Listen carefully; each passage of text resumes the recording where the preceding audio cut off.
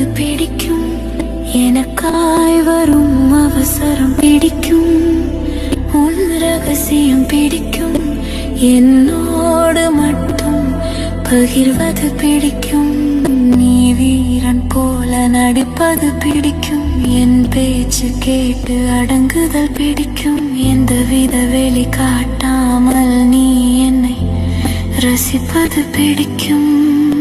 ஒற்றை